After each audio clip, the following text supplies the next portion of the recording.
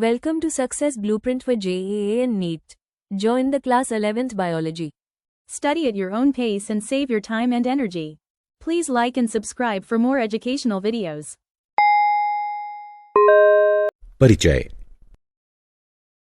बच्चों, आज हम अपने नए पाठ श्वसन और गैसों के विनिमय की शुरुआत करने जा रहे हैं। कोई मुझे बता सकता है कि हम सांस कैसे लेते हैं? सर, श्वसन एक प्रक्रिया है जिसमें पेशी संकुचन के कारण वायु भीतर ग्रहण की जाती है और उसके बाद पेशी शिथिलन के कारण वायु बाहर निकाली जाती है। बहुत अच्छे राहुल। और मनुष्यों में श्वसन अंग कौन से हैं? सर, मनुष्यों में फेफड़े होते हैं जो वातावरण के साथ गैसों का विनिमय करने में उनकी सहायता करते हैं। बहुत अच्छे रेखा। और श्वसन तंत्र के विकार क्या हैं? हमें नहीं पता है सर। ठीक है, अब मैं तुम्हें श्वसन की पूरी प्रक्रिया और इसके विकारों के बारे में बताऊंगा। इस पाठ में आप श्वसन और गैसों के विनिमय के बारे में जानेंगे। उद्देश्य।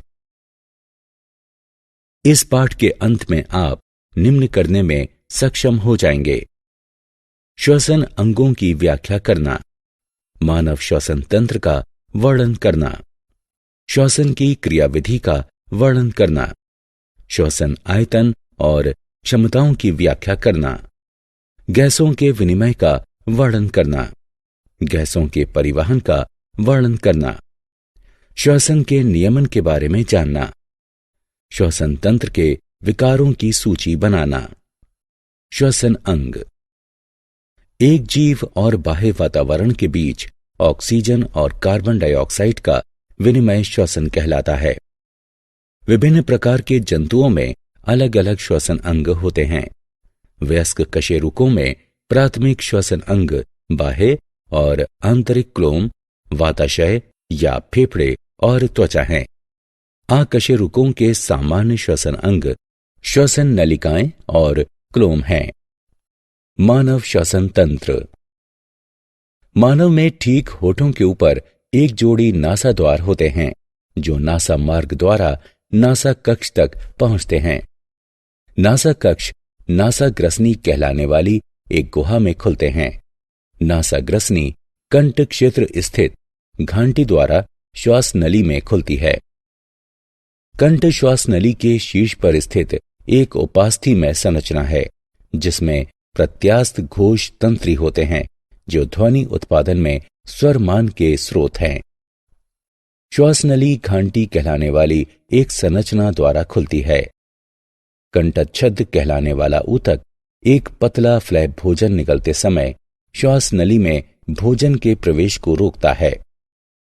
श्वास नली श्लेष्मा झिल्ली से अस्तरित होती है। ये सभी बाह्य कणों को फंसा लेती है। निचले सिरे पर श्वास नली दो शाखाओं में विभक्त हो जाती है, बाईं और दाईं श्वसनी। उसके बाद प्रत्येक श्वसनी विभक्त होकर द्वितीयक और तृतीयक श्वसनी और श्वसनिकाएं बनाती हैं। प्रत्येक श्वसनिका वायु कूपिका कहलाने वाले पतले स्पंजी थैली में समाप्त होती है। दोनों फेफड़े फुफ्फुसावरण कहलाने वाली दोहरी झिल्ली में बंद होते हैं। फुफ्फुसावरण फेफड़ों की सुरक्षा करता है और घर्षण से बचाता है। नासा रंध्रों से श्वसनिकाओं तक का मार्ग चालन भाग का बना होता है जो वायु कूपिकाओं तक वायु पहुंचाता है और वायु कूपिका एवं उनकी नलिकाएं श्वसन तंत्र का विनिमय भाग गठित करती हैं। फेफड़ों के नीचे डायाफ्राम होता है। डायाफ्राम मजबूत पेशियों का एक आवरण है जो फुफ्फुसी गुहा की तली पर स्थित होता है। डायाफ्राम श्वसन तंत्र के लिए बहुत आवश्यक है। श्वसन की क्रियाविधि। श्वसन में दो चरण शामिल होते हैं, अंतःश्वसन और निःश्वसन। अंतःश्वसन के दौरान वक्ष गुहा के प्रसार के कारण फेफड़ों में वायु पहुंचती है। वक्ष गुहा पसली पिंजर की तली पर स्थित डायाफ्राम के संकुचन के कारण फैलती है और बाह्य अंतरापर्शुक पेशियों के संकुचन के कारण पसलियां ऊपर नीचे गति करती हैं। वक्ष गुहा का प्रसार वक्षीय आयतन में भी वृद्धि और वक्षीय दाब में कमी करता है। इसलिए वायु का कुल प्रवाह इसकी दाब प्रवणता गिरा देता है और वायु फेफड़ों के भीतर पहुंच जाती है। निश्वसन के दौरान डायाफ्राम और अंतरापर्शुक पेशियों का शिथिलन होता है, जिसके कारण फेफड़ों के भीतर की वायु का दाब शरीर के बाहर की वायु के दाब से अधिक हो जाता है और वायु बाहर निकल जाती है। श्वसन संबंधी आयतन और क्षमताएं। ज्वारीय आयतन यानी टीवी। सामान्य श्वसन के समय प्रत्येक श्वसनीय चक्र में अंतःश्वासित या निश्वासित गैस का आयतन ज्वारीय आयतन कहलाता है। अंतःश्वसन सुरक्षित आयतन IRV ये उस अतिरिक्त गैस का आयतन है जो सामान्य अंतःश्वसन के बाद बलपूर्वक अंतःश्वसन के द्वारा अंतःश्वासित की जा सकती है। निश्वसन सुरक्षित आयतन ERV ये उस अतिरिक्त गैस का आयतन है जो बलपूर्वक निश्वसन के द्वारा निश्वासित की जा सकती है। अवशिष्ट आयतन यानी RV इसे बलपूर्वक निश्वासन के बाद भी फेफड़ों में शेष बची गैस के आयतन के रूप में परिभाषित किया जाता है। श्वसन संबंधी आयतन और क्षमताएं। अंतःश्वसन क्षमता यानी IC इसे ज्वारीय आयतन और अंतःश्वसन सुरक्षित आयतन के योग के रूप में परिभाषित किया जाता है।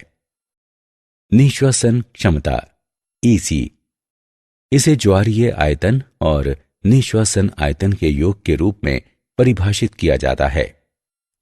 क्रियाशील अवशिष्ट क्षमता इसे निश्वसन सुरक्षित आयतन और अवशिष्ट आयतन के योग के रूप में परिभाषित किया जाता है। जैव क्षमता यानी VC गैस का वो आयतन जो अधिकतम अंतःश्वसन की समाप्ति पर फेफड़ों से बलपूर्वक बाहर निकाला जाता है। फेफड़ों की कुल क्षमता अधिकतम अंतःश्वसन की समाप्ति पर फेफड़ों के भीतर गैस का आयतन। मूल्यांकन। आगे बढ़ने से पहले आइए जानें कि आपने कितना सीखा। सही विकल्प को उठाकर उसके संगत स्थान पर रखें। गैसों का विनिमय। सभी जीव वातावरण के साथ गैसों का विनिमय करते हैं। गैसों का विनिमय आवश्यक है ताकि उपापचयी प्रक्रियाओं के लिए कोशिकाएं आवश्यक गैसें प्राप्त कर सकें और गैसीय उपापचयी अपशिष्ट को बाहर निकाल सकें। श्वसन के माध्यम से गैसों का रक्त के द्वारा वायुमंडल के साथ विनिमय होता है।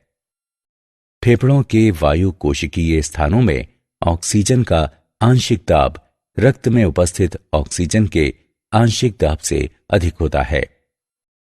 इसलिए फेफड़ों की वायु से ऑक्सीजन लाल रुधिर कोशिकाओं में विसरित हो जाती है। साथ ही रुधिर में कार्बन डाइऑक्साइड का आंशिक दाब फेफड़ों की वायु में उपस्थित कार्बन डाइऑक्साइड के आंशिक दाब से अधिक होता है। इसलिए लाल रुधिर कोशिकाओं से कार्बन डाइऑक्साइड विसरित होकर फेफड़ों की वायु में पहुंच जाती है। ऑक्सीजन युक्त रुधिर फुफ्फुसीय शिरा द्वारा हृदय तक पहुंचता है। इसके बाद सिस्टमैटिक धमनियों द्वारा इसे शरीर में पंप किया जाता है। शरीर के ऊतकों में ऑक्सीजन का आंशिक दाब रक्त में उपस्थित ऑक्सीजन के आंशिक दाब से कम होता है। इसलिए ऑक्सीजन लाल रुधिर कोशिकाओं से शरीर के ऊतकों में विसरित हो जाती है। रक्त में कार्बन डाइऑक्साइड का आंशिक दाब शरीर के ऊतकों में उपस्थित कार्बन डाइऑक्साइड के आंशिक दाब से कम होता है। इसलिए कार्बन डाइऑक्साइड लाल रुधिर कोशिकाओं में विसरित हो जाती है।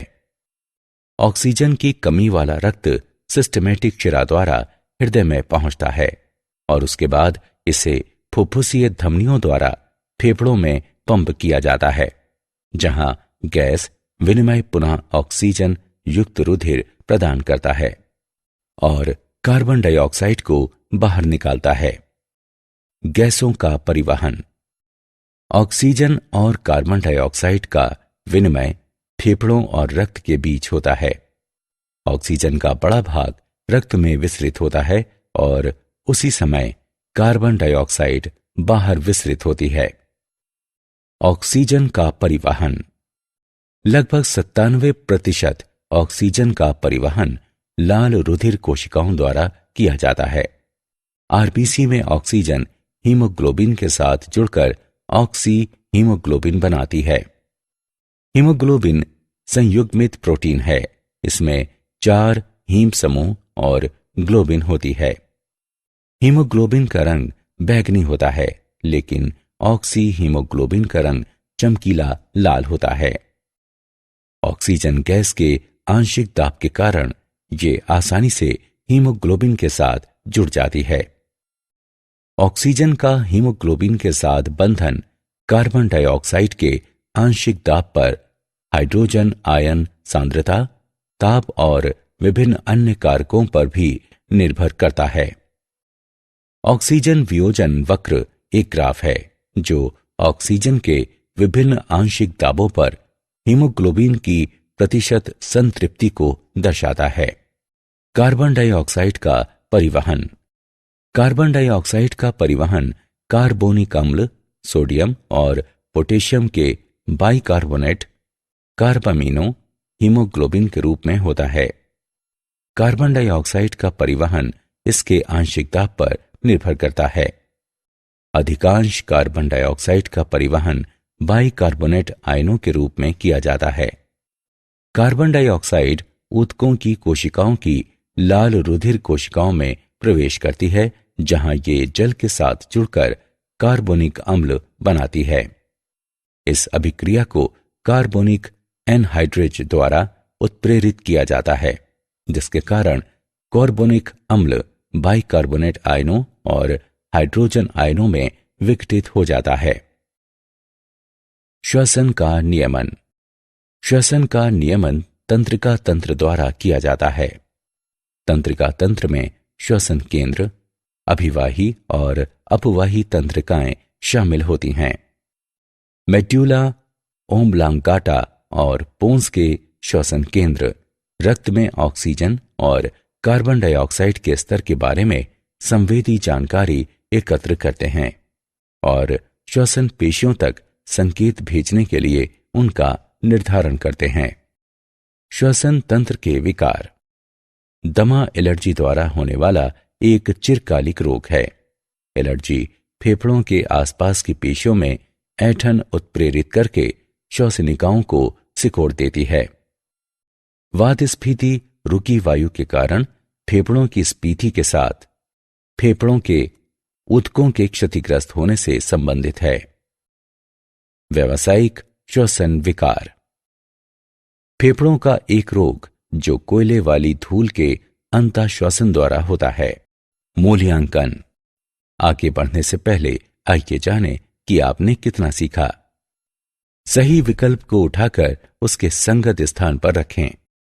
क्या आप जानते हैं, लोग जिनके फेफड़ों की क्षमता अधिक होती है वे अपने शरीर में तेजी से ऑक्सीजन भेज सकते हैं। अधिकतर कशेरुकी जंतुओं में 2 फेफड़े होते हैं। ब्रिटिश लंग फाउंडेशन के अनुसार एक दिन में फेफड़े लगभग 8000 से 9000 लीटर तक वायु अंतःश्वासित करते हैं। सारांश।